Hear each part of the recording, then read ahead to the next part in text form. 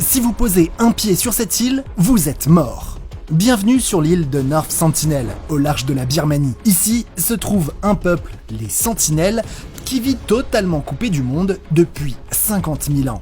Et si depuis des siècles, des aventuriers et des scientifiques ont tenté d'entrer en contact avec eux, presque tous ont dû rebrousser chemin ou sont morts en posant un pied sur l'île. Le dernier en date, John Allen Shaw, un missionnaire américain qui, le 16 novembre 2018, décide de se rendre sur l'île seul à bord de son canoë. Son but, évangéliser tous les habitants qui vivraient, selon lui, dans le dernier bastion de Satan.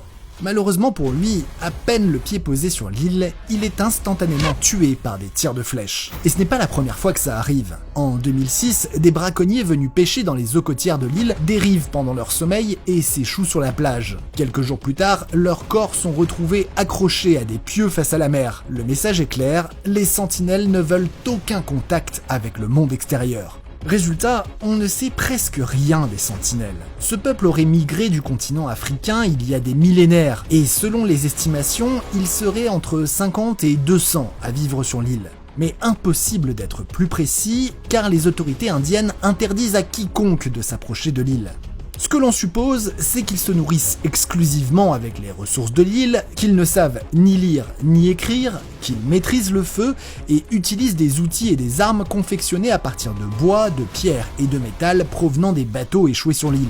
Et c'est à peu près tout ce que l'on sait. Mais pourquoi les sentinelles refusent-ils tout contact avec le monde extérieur ? Eh bien, en vivant dans un environnement aussi unique et fermé, leur système immunitaire est très vulnérable aux bactéries, virus et germes que nous pouvons transmettre. Un rhume ou même une simple poignée de main pourrait les tuer. Mais la véritable raison de cette hostilité semble avoir une autre origine. En janvier 1880, le Britannique Maurice Vidal Portman, très intéressé par les sentinelles, monte une expédition armée et capture 6 membres de la tribu, 2 adultes et 4 enfants. Il leur fait subir des expériences et des examens sans leur consentement, et rapidement, les adultes tombent malades et décèdent.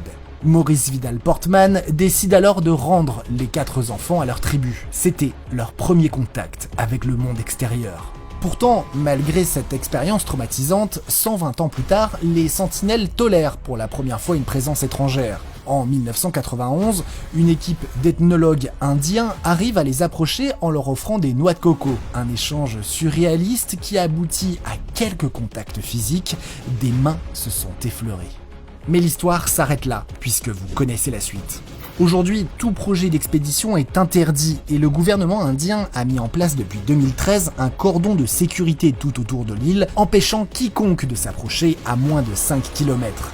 Et ça, c'est pour leur bien, mais aussi le nôtre, pour qu'une histoire comme celle de John Allen Shaw ne se reproduise pas et qu'on laisse enfin tranquille l'un des derniers peuples isolés du monde.